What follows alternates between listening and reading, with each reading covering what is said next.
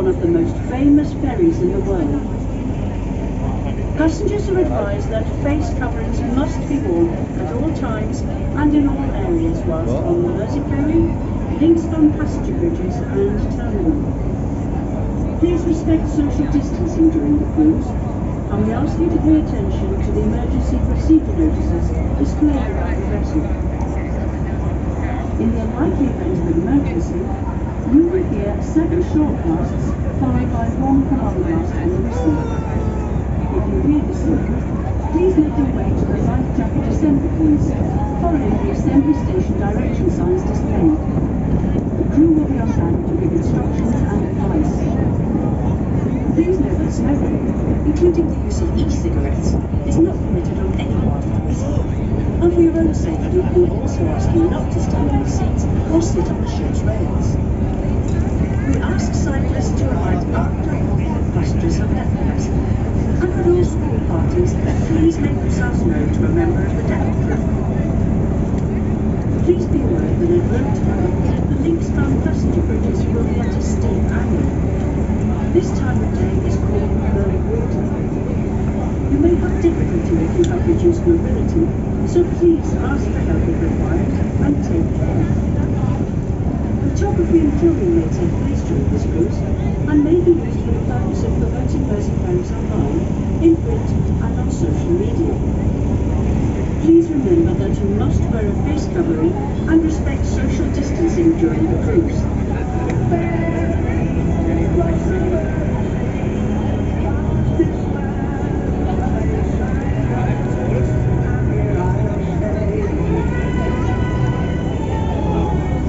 As we leave Woodside, you can see the tall, slim spire of St Mary's Church, which marks the site of the old Liverpool Pier, where the very first ferry service began. In front of the church is a slipway built in 1840 called Monk's Ferry, and this is the spot where the monks would begin the mile-long journey across to Liverpool. On the other side of the slipway are the dry docks and slipways of Camel Laird, famous for building many great ships, such as the Ark Royal, the Second Mauritania, and even some of the Mersey ferries. The first ship built was launched in 1829, and over 1,300 ships have been built here. The construction hall that you can see is one of the largest in Europe, and in recent years has seen a number of major fabrication projects, including the building of the flight decks for the new HMS Queen Elizabeth aircraft carrier.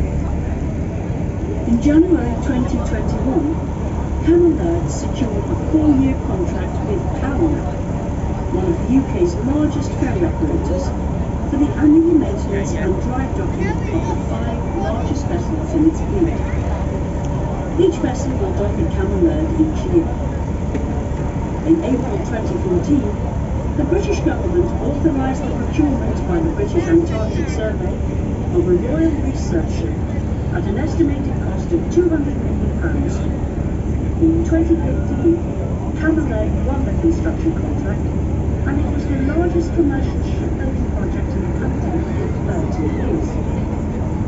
Commissioned by the Natural Environment Research Council and operated by British Antarctic Survey, the new polar ship, the RRS Sir David Attenborough, will transform UK research in the polar regions, providing scientists with state-of-the-art facilities to research the oceans, seafloor, ice and atmosphere. Its missions are critical for understanding and making sense of our changing climate.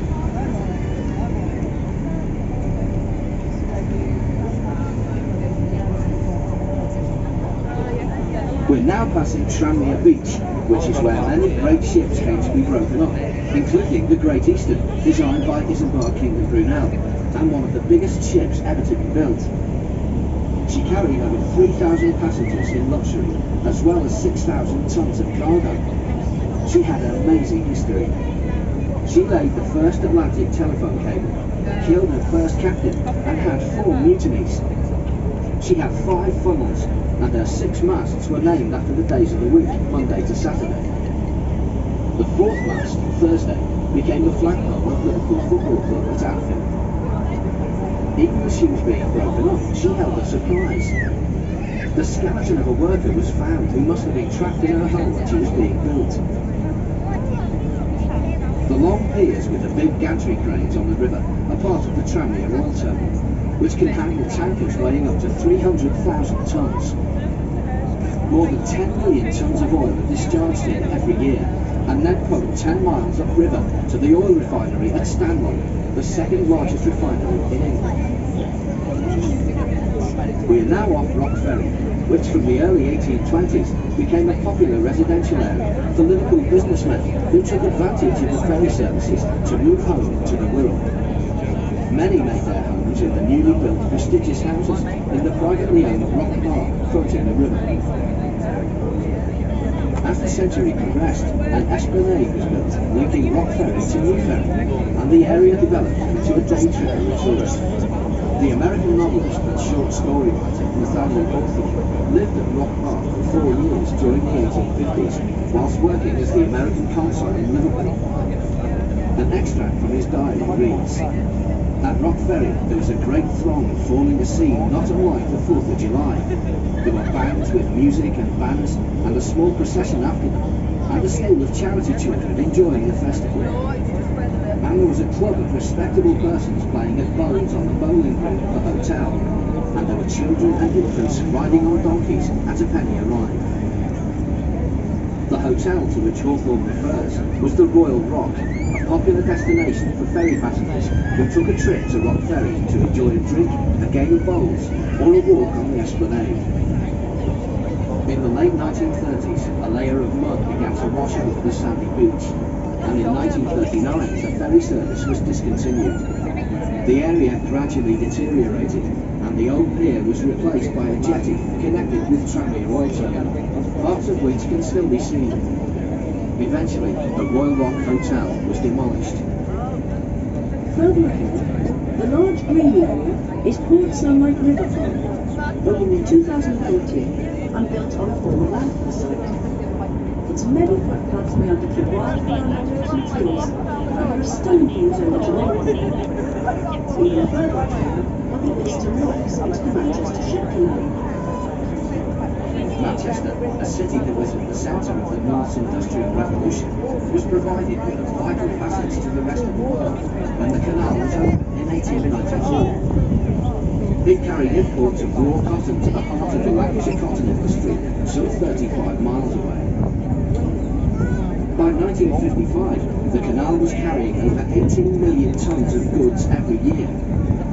Amongst the many ships that use the canal now are the Mersey Ferries, operating day trips from Liverpool and Wirral to the historic Latchford Locks and back.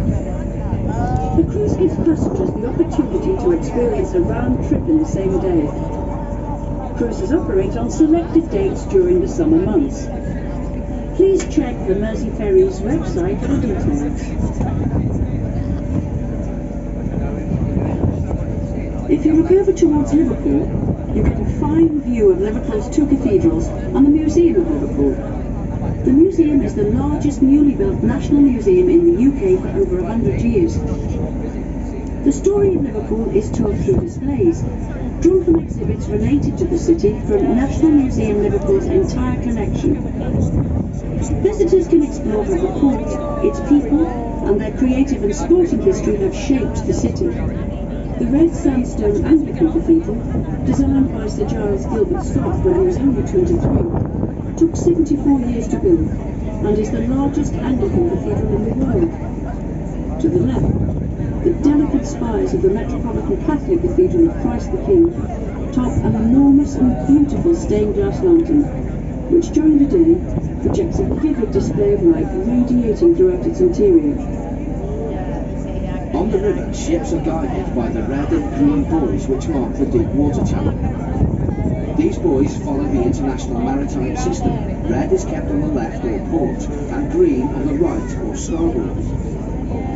Unlike British car drivers, ships navigate on the right.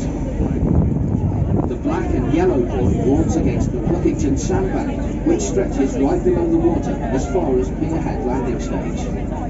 Sandbanks, strong currents and fog all plague the Mersey and make it a very treacherous river.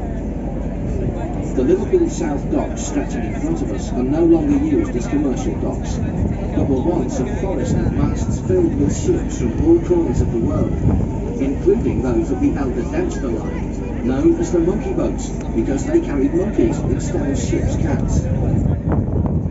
As we proceed across the river back to Liverpool, the stunning vista of the waterfront takes your breath away. We now attract many millions of tourists to the city, within which it's a heart alive with musicians, poets, writers, artists, painters, sculptors, designers and architects. Liverpool was European capital of culture for 2000 to date and continues to have a thrilling renaissance. There has also been a dramatic transformation in the River Mersey itself.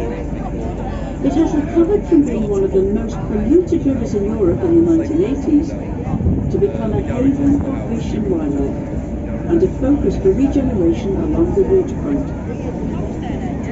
Liverpool is synonymous with popular culture, especially music, sport and the arts. It's home to 5 theatres, including the Liverpool Playhouse, Britain's oldest repertory theatre.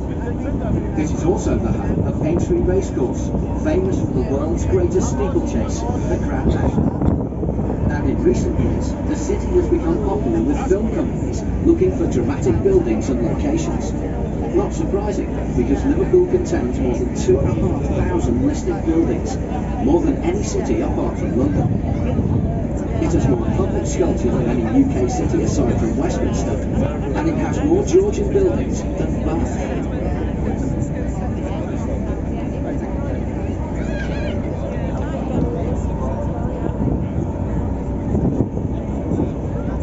Looking to the waterside, this is the King's Dock area with its 10,600 capacity arena and conference centre. It accommodates events from rock and pop concerts to ice shows and international sporting events. To the left of the arena is the Albert Dock, the largest set of Grade 1 listed buildings in Britain. In 2018, it was granted the prestigious title Royal Albert Dock, in recognition of the pivotal role that it played in starting the resurgence of interest in Liverpool's wonderful architecture.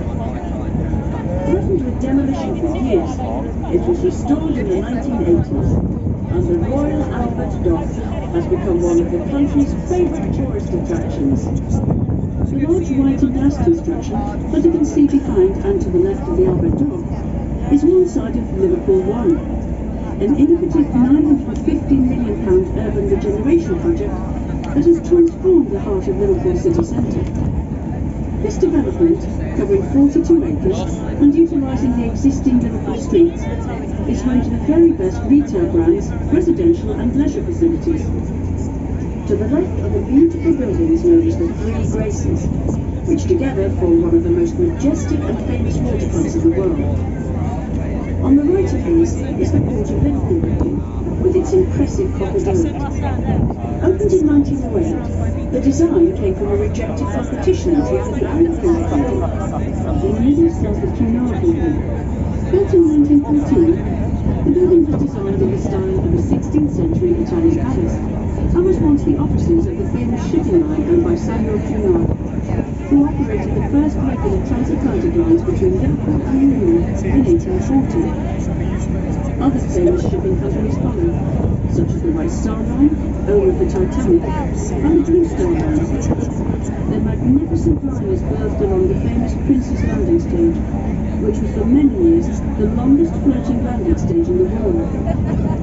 It was from here that over 9 million emigrants passed through Liverpool between 1830 and 1890 on their way to a new life in America. Finally, the beautiful Liver building, erected by the Royal Liver Ferry in 1911, is perhaps Liverpool's best-known landmark. Based on a Chicago waterfront skyscraper, the building is topped by the famous Liver Ferries, which stand nearly 6 meters high. They're said to be based on the eagle, which was the original seal of King George. However, when the seal was lost in the 18th century, the artist commissioned to design the new seal misinterpreted the eagle as a cormorant, hence their rather unusual appearance. Some say that the female lifeboat faces the river waiting for the sailors to come ashore, while the male is looking inland to see if the poles are up. They've never mated, so there are no other lifeboats in the world, and tradition has it that if they ever fly away, Liverpool will cease to exist. Here at Pier Head, we are in front of Mersey Ferries terminal building. Inside, you'll find the Beatles Story Fabful Cafe on the ground floor and the Pan-Asian restaurant Matur on the top floor. The Beatles Story is located just a short walk away from the Royal Albert Dock. The award-winning attraction takes visitors on an immersive journey through the lives, times, culture and music of the Beatles, and contains an impressive collection of fascinating memorabilia. For more information and to buy tickets in advance, please visit the Beatles Story website. We hope you have enjoyed your cruise and look forward to welcoming you aboard again soon. Tell us about your day and share your pictures with us on Facebook, Twitter and Instagram by searching and following @Mersey Ferries.